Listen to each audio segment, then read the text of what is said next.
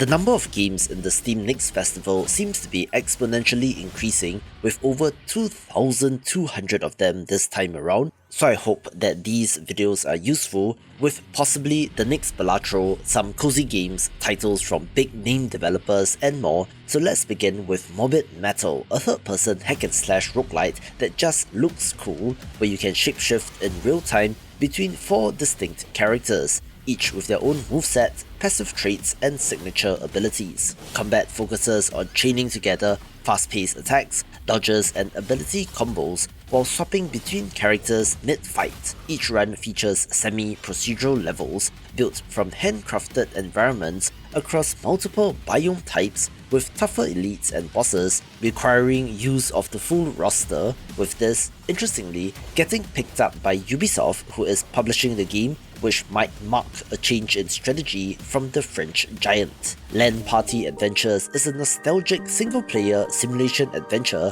set in the early 2000s, self-described as a mix between PC building simulator, blueprints and Stranger Things, adding a narrative element and mystery to the first-person job simulator. You play as a teen, organizing and setting up LAN parties across town, but something strange is going on, which involves your missing friend Pedro, looking pretty unique, so give the demo a go. This video is brought to you by Sizzle and Stack, a fast-paced restaurant management card game where you stack ingredients, cook dishes, explore recipes and serve customers, climbing the culinary ladder as you make dishes that will impress high-profile gourmets. Inspired by stack LANs, stacking cards on top of each other causes them to interact, such as egg plus milk on a frying pan, resulting in an omelette, so you need to manage your play space with the multitude of ingredients and to serve the customers what they want. There are known recipes, but you can experiment to discover new ones with various upgrades for your tools, like a higher quality knife which prepares ingredients more quickly. You use earned coins to purchase themed booster packs, which gives you a wider range of ingredients, with the standard mode requiring you to hit a certain target per day, but there's also a peaceful mode for a more chill experience. It looks absolutely wonderful, and it's a clever twist on this style of game, releasing a demo for the Steam Next Festival, so you can try it right now via the link in the description below. A newly announced title which went straight into the Next Festival is Ball Axe Pit, a brick-breaking roguelite that mixes ricochet-based combat with persistent base-building progression. Each run starts by selecting a hero and diving into a monster-filled arena where bouncing orbs are launched to destroy enemies and terrain in real time. Orbs can be caught, redirected, or launched with charge shots for more precision, and over 60 orb types can be found, upgraded and fused mid-run to trigger effects like chain lightning, explosive rebounds or terrain modification. Between runs, collect resources and return to New Babylon, a surface hub area where you can construct buildings that unlock new heroes, add passive boosts and automate resource generation. Each run is semi-procedurally generated, featuring themed biomes such as haunted forests, volcanic tunnels and frozen ruins, all filled with hazards, mini-bosses and elite mobs that scale in difficulty, where I thought that I've seen it all in the indie brick breaker space, but yet this has blown everything else that attempted to do this out of the water, and I'm a big fan of this. An intense first-person shooter is FEROCIOUS, dropping you on a remote, uncharted island where every fight demands quick thinking, adaptability and resource management as you make your way across it and have to survive. Of course, the main draw here are the dinosaur enemies, but in addition to those, you're also facing off against armed mercenaries, towering mechs and oversized insects. Enemy AI is clever and unpredictable, where humans will take cover, call reinforcements, use tactical movement and react dynamically to your actions, while dinosaurs, on the other hand, are just a force of nature. You can bait dinos into fights, use stealth takedowns or go all out with explosives and firearms, creating emergent Turok meets Tarkov kind of scenarios. Outside of combat, you're scrounging for weapon parts and crafting essentials like ammo and mods to customize your weapons, which degrade over time and must be maintained. All of this as you explore the varied biomes and locations of the island, giving me a little bit of early Far Cry vibes. A cozy job simulator title is Ship Inc., where you play as an employee in a shipping business, having to receive incoming orders, select appropriate box sizes, organize items to prevent damage, pack them, seal them, and dispatch parcels correctly, all under a ticking clock that rewards efficiency without sacrificing care. Successful orders earns you money, which you can use to purchase upgrades to make you better at your job, with increasingly complex orders as the game progresses, but looks to have a very satisfying gameplay loop of order arrival, sort, pack, ship, optimize, and looks cozy. The original Deadly Days from 2018 was a decently popular action strategy roguelite set in a zombie apocalypse, and the developers are back with Deadly Days Roadtrip, this time looking more like a Vampire Survivor style action roguelite. You are on a deadly road trip, trying to make it from point A to B, having to deal with the hordes of zombies along the way, where in addition to the swarm-focused combat, it adds inventory Tetris, interestingly enough, to give the game a different feel. Blast through procedurally generated stages in bullet heaven style, piling up XP, with item placement in your backpack affecting their effectiveness. Consoles, batteries, chainsaws, and yo-yos all snap into place, which enhance reload, damage, crowd control, or mobility, adding a more strategic layer to the upgrade system. Between stops, you chart your route across a branching node-based map, encountering merchants, search events, and rare survivors to recruit,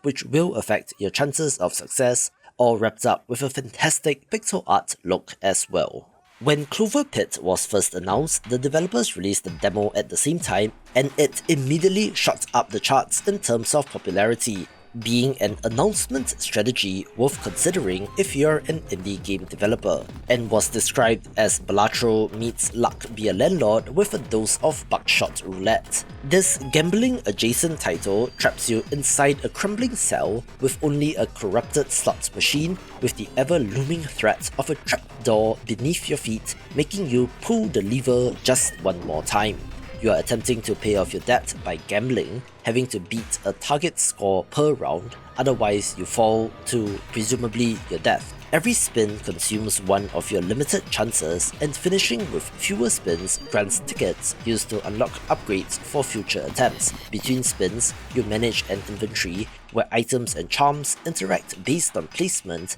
with effects that influence payouts, spin costs, or resource generation. Choices pile up quickly as you weigh short-term safety against long-term debt reduction, and the slots machine itself mutates with new symbols, risks, and multipliers the deeper you go, nailing the psychological tricks that slot machines use to keep you hooked with the visual and audio feedback, and mark my words, this will be huge when it releases. A very good looking action roguelite is Morsels, one which adds a creature collecting twist where you play as a sewer dwelling mouse transformed by a magical sentient fat bug into your first monstrous ally, collectively known as Morsels. It is classic 3/4 view action roguelite twin stick combat where you fight against the cat overlords while freeing new morsels mid-run and switching between them in real time to exploit unique abilities, resist status effects, or unleash powerful buffs.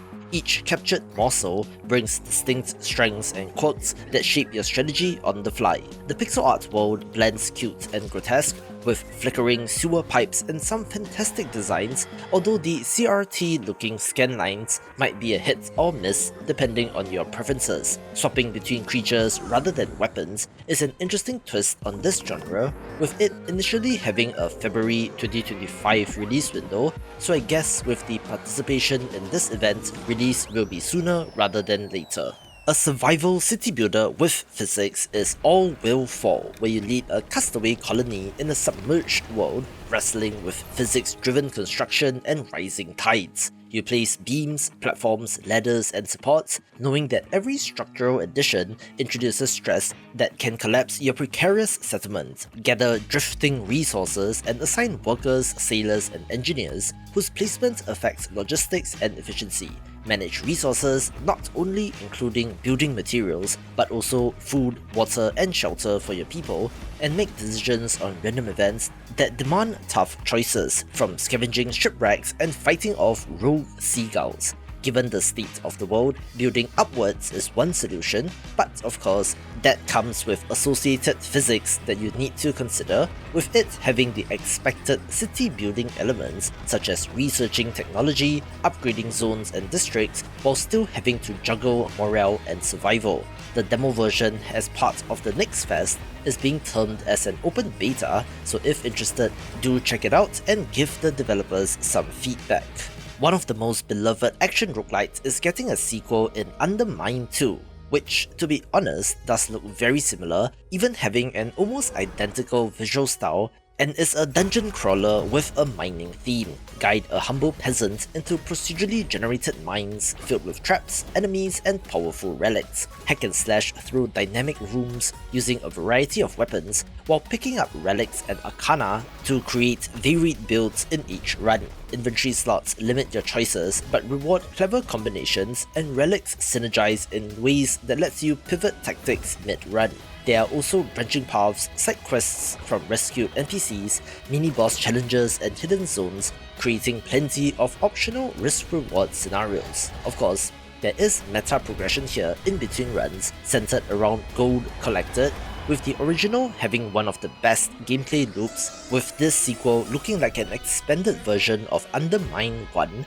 seeming to have more of a co-op focus, which might not be the best strategy, since people do play solo, but you can check out the demo to find out for yourself. Developer Tokana Interactive crushed it right out of the park with their first game, Dofromantic, which did get the attention of YouTube channel Kuskasat, working together to make Star Bird, starring the familiar bird characters that people who watch their videos will be familiar with. This turns you into the mastermind behind a colony of star-lit avian engineers building orbital mining networks across floating rocks in space. Deploy rovers to scan unique asteroid chunks for metals, ice, or quirky elements, then place extractors, factories, conveyors, and pipes to process materials and feed it to your orbiting base. Energy supply has to be steady, with asteroid mining being an interesting theme which people are actually attempting in real life, so maybe this will be ahead of its time, and given the pedigree, looks like a pretty chill experience. A very ambitious looking action roguelite is Raiders of Blackveil, one which combines classic 3/4 view camera angle,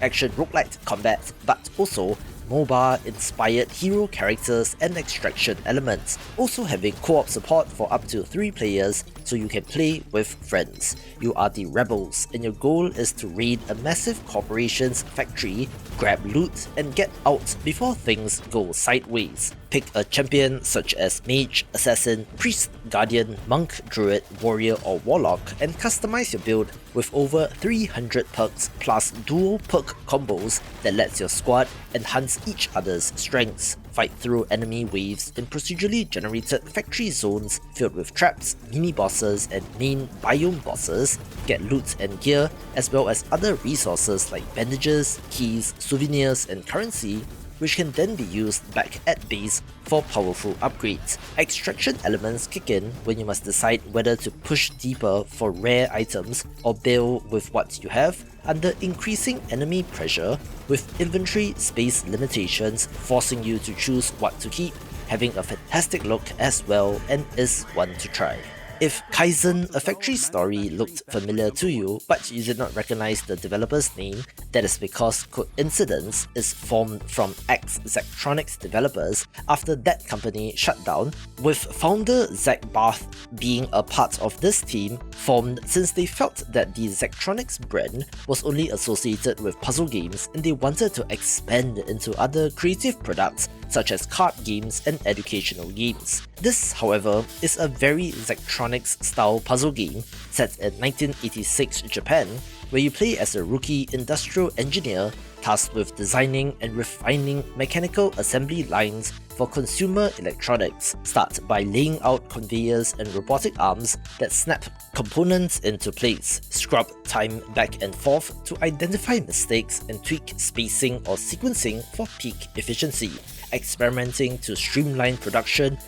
and to reduce bottlenecks through iterative tweaks. Unlock tech upgrades and minigames like a pachinko-style solitaire break room to reward creative diversion, all as you learn the Japanese manufacturing philosophy of Kaizen or continual improvement, and is a must-play for puzzle game fans. Metal Eden is a high-intensity sci-fi shooter where you play as Asuka, an android soldier tearing through the collapsing interiors of Mobius, an orbital city turned into a deadly trap, in order to rescue the cores of citizens, but this is as good as a suicide mission. Use wall running, air dashing, grapple hooks and bounce pads to stay airborne while chaining together kills with rifles, explosive launchers and beam weapons. Fight through open-ended combat arenas that demands aggression and constant repositioning as enemy waves spawn in, where you're able to extract their energy cores, which is then turned into a resource for you.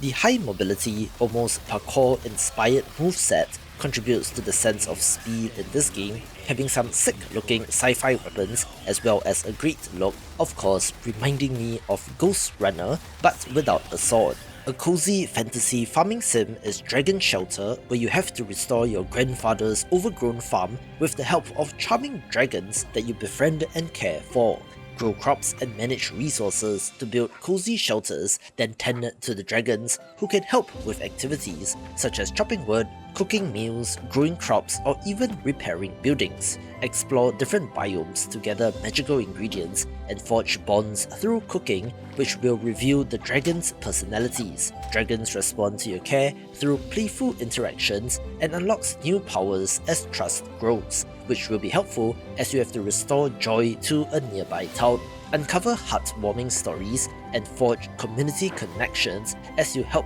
the villagers looking to nail all the elements expected of a farming game, but with added dragons, so of course I'm down for this. Dead as Disco delivers a neon-infused beat-em-up rhythm experience where every punch and combo syncs with the music. Play as Charlie Disco, a deceased drummer, as he battles through thumping environments, chaining attacks, counters, dodges and finishes timed to the music's flow. Master your martial arts rhythm with optional parry cues and charge moves that heighten score and style on your quest to confront your ex-band members who have turned into villainous idols, having to uncover the truth as to who killed Disco in the first place. There will also be a wave-based arena survival mode where the goal is to last as long as possible, and in rhythm game fashion, you will be able to import your own MP3s in this mode to customize your experience. As such, this does have some Hi-Fi Rush vibes fused with classic beat-em-ups and looks like a must-play for rhythm game fans. Going back to the more relaxing end of things is Islanders New Shores, the sequel to perhaps the game that kicked off the relaxing city builder trend, but do note that developer Grizzly Games sold the IP to the Thunderful Group, and this is being made by their internal team, The Station, best known for SteamWorld Build. This is a relaxing and minimalist city builder that emphasizes thoughtful placement, where you have to cluster compatible structures together to get more points in order to get new buildings so that you can continue to play. New here are powerful boons mid-run for unique power-ups like duplicating or replacing structures with the core high-score chase mode like the original, as well as an endless stress-free sandbox mode. I love the original, since it was relatively low stakes, since even if you did not meet the score and have to start over, it's pleasant enough to keep you playing, with it, of course, having photo mode so you can create some very impressive looking wallpapers if you wanted to, and looks absolutely fantastic. Another awesome looking roguelite first person shooter is Moros Protocol, set aboard the Orpheus, a derelict space warship crawling with terrifying enemies and filled with relentless combat encounters. Navigate twisting corridors and blood-soaked chambers armed with shotguns, katanas, flamethrowers and sci-fi rifles, while blasting through enemies using augments to reshape your fighting style. This is a roguelite, so there is some degree of procedural generation where you need to navigate the shifting corridors while scavenging for weapons and upgrades, with this having intense boss fights presented in a way similar to a Souls-like title. Death triggers a reset, but grants unlocks and meta progression that persists between runs, looking to nail that one more run gameplay loop, where one of the main draws to me is the art style, since it looks awesome, being a throwback but with modern flair, reminding me of Proteus and looks awesome. One of the more interesting looking live sim titles is Discounty, where instead of a charming farm, you are in charge of a quaint supermarket in the harbour town of Blomkast, where everything from shelf arrangement to customer satisfaction shapes the town's mood. Stock shelves, clean the aisles, and ring up customers in real time while managing product restocks and storage space. Rearrange layouts to guide foot traffic, place decorations to influence shopper behavior, and negotiate deals with local producers to unlock specialty goods. However, things are not as they seem in the town, with talks of a broken community where you can befriend or alienate townsfolk based on your actions, with hidden secrets that will affect your reputation. Shortages or surpluses influence both profits and town sentiment, having core upgrade progression systems like being able to build larger aisles, develop new product lines, and improve the overall aesthetics of your shop, having some wonderful pixel art, and is something different in this space. One of the most interesting rhythm games in development is Unbeatable, being of note since their free prologue demo, Unbeatable White Label, is one of the best rated free entries on Steam, with this being a rhythm adventure game set in a world where music is outlawed. It tells the tale of Beat and her band playing criminal gigs in a vibrant anime punk world, navigate open environments at your own pace, talking to NPCs, uncovering side missions, punching cops, running away, smashing crates for loot, and creating new songs between performances. This then switches into rhythm game sequences where you only need 2 buttons, up and down, to match notes on upper and lower tracks through high pressure concerts or street brawls, having a lot more visual variety as compared to a simple note highway, and just looks so good. Baby Steps, aka Quap 3D, is the latest abomination of a game from developer Bennett Foddy and friends,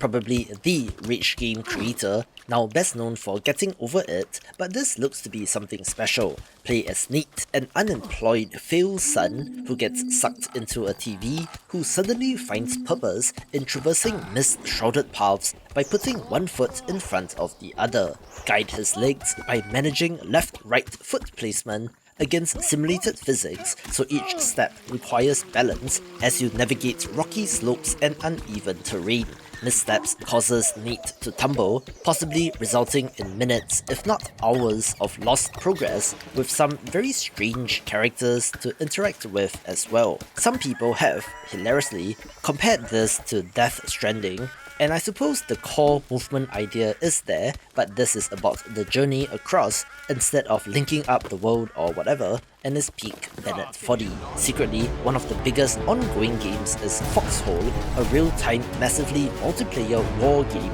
where every soldier in the game is an actual real-life player, maintaining about 2,000 concurrent players at a time, and the developers are expanding upon their offerings with Anvil Empires. Similarly, this is a massively multiplayer title, but in a medieval context, where thousands of players build sprawling settlements and wage siege warfare in a persistent online world, collaborate to construct farms, smithies, and fortresses, or go solo to craft tools and trade with others before marching into massive, real-time melee battles. Establish supply lines, logistic camps, and coordinate siege equipment like ladders, battering rams, and trebuchets to support your faction. Fight in epic confrontations with thousands of players, which requires coordination and teamwork, either on the front lines or even back at base, gathering resources, raising livestock, and producing weapons of war. There's a larger meta strategy layer of taking over territory with the constant ebb and flow as factions exchange victories, where there isn't quite anything like this on the market other than Foxhole, which makes this of interest. The next game from developer Heart Machine is Possessors, a side-scrolling action platformer which might not be a Metroidvania since that is not mentioned anywhere on their Steam page, set in a flooded interdimensional mega city where you play as Luca and her demon counterpart Rem, forced to coexist or perish. Navigate handcrafted environments with tight platforming and combo-driven ground and air attacks as you slash through surreal enemies and bosses in rhythmic, juggle-heavy combat. Unlock movement abilities like wall jumps, dashes, grapples, and parries to explore hidden paths and environmental puzzles across the interconnected cityscape, described as a sprawl, but where there are multiple paths to take. I'm not quite sure what the final form this game will take, but given that it's Heart Machine, of course this will be of interest. Where it is interesting to note that they made Hyperlight Drifter, Solar Ash, Hyperlight Breaker, and now this, which are all in different genres instead of doubling down on any particular one, so I guess the developers do like their variety. One of my most anticipated titles is Bits and Bops, a Rhythm Heaven style rhythm minigame collection that features fantastic art and animations, having over 20 bite-sized challenges, original music and snappy controls. These require timing your taps, swipes and holds to react to the colourful audio-visual cues, while cute characters and playful scenarios keep each moment fresh. Simple 2-button mechanics lets anyone jump in, but perfect runs demand precision as levels scale in complexity and speed. It is also being built on a custom game engine, which is supposed to have lightning-fast responsiveness, so input lag should not be an issue here. Looking absolutely wonderful and is what I love to see from an indie developer. The psychological survival horror title Hostin looks awesome, having an interesting mix of pixel art and 3D set in an eerie 1990s Polish town consumed by the creeping corruption which has mutated its inhabitants and environments. The game switches between multiple camera angles from behind the back, third-person camera, side-on, isometric and more, really looking so impressive and is highly hyped for good reason. So if you love this genre, do give the demo a try. Watch this video for more horror games.